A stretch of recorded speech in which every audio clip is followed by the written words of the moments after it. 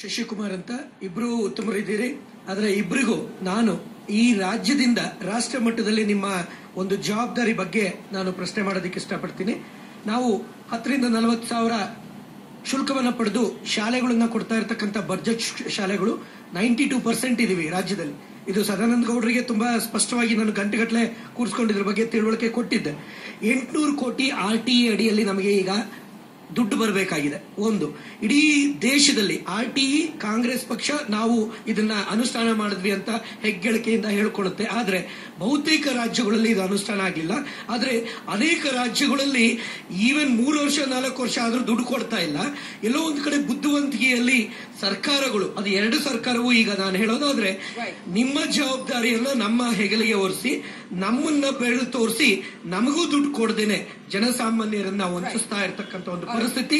RTE ಅಡಿಯಲ್ಲಿ ಫಲಾನುಭವಿಗಳು ಏನಾಗಿದ್ದಾರೆ ಅವರೆಲ್ಲರೂ ಕೂಡ 85%, ಒಂದ್ ನಿಮಿಷ 85% ಸುಳ್ಳು ಮಾಹಿತಿಯನ್ನ ಅಂದ್ರೆ ಸುಳ್ಳು ದಾಖಲೆಗಳನ್ನ ಪಡೆದು ಇವತ್ತು ದುಡ್ಡು ಇರೋರೇ RTE ಅಡಿಯಲ್ಲಿ ಫಲಾನುಭವಿ ಆಗ್ತಾ ಇರ್ಬೇಕಾದ್ರೆ ಇದನ್ನ ಹೆಂಗೆ ಸರಿಪಡಿಸಬಹುದು, ಯಾವ ರೀತಿಯಲ್ಲಿ MHRD ಅಡಿಯಲ್ಲಿ ನಮಗೆ ನ್ಯಾಯವನ್ನು ಒದಗಿಸಿಕೊಡ್ತೀರಾ ಅನ್ನತಕ್ಕಂಥದ್ದು ನಾವು ಅಪೇಕ್ಷೆ ಪಡ್ತೀವಿ.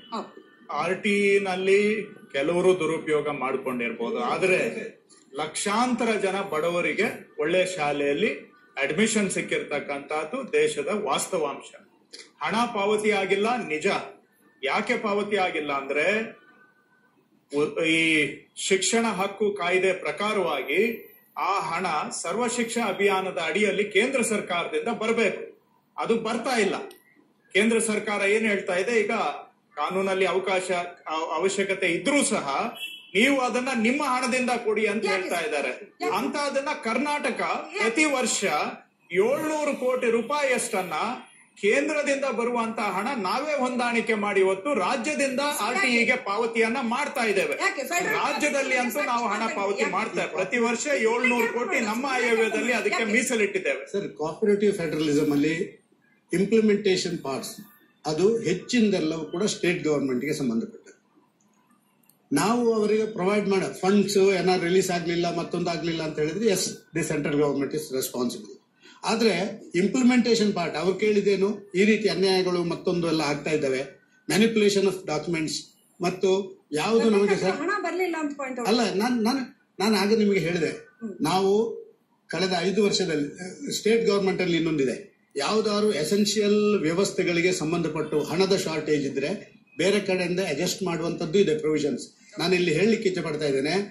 2009-2014 ನಾನು ಹೇಳಿದೆ 74.5 thousand crores ನಮಗೆ devolution of funds from the centre.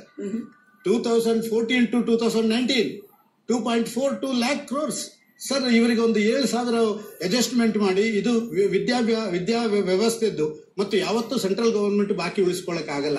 ಯಾವುದೋ ಒಂದು ಹಂತದಲ್ಲಿ ಅವರು ಕೊಡೋದನ್ನು ಕೊಡ್ಲೇಬೇಕು. ಟೈಮಲ್ಲಿ ಸ್ವಲ್ಪ ಡಿಫರೆನ್ಸ್ ಆಗ್ಬಹುದು, ಹೊರತುಪಡಿಸಿ ಬೇರೆದ್ದಲ್ಲ. ಆದ ಕಾರಣ ರಾಜ್ಯ ಸರ್ಕಾರ ಈ ಎಜುಕೇಶನ್ ಅಂತ ಹೇಳುವುದು ಇಟ್ ಈಸ್ ಒಂದು ಎಸೆನ್ಷಿಯಲ್ ಇದು ಇಶ್ಯೂ. ಅದನ್ನು ಮಾಡಬೇಕಾದದ್ದು ಸ್ಟೇಟ್ ಗವರ್ಮೆಂಟ್ ಜವಾಬ್ದಾರಿ. ಅವರು ವಿಫಲರ ಅಂತ ನಾನು ಹೇಳಲಿಕ್ಕೆ ಇಚ್ಛೆ ಪಡ್ತಾ ಇದ್ದೀನಿ.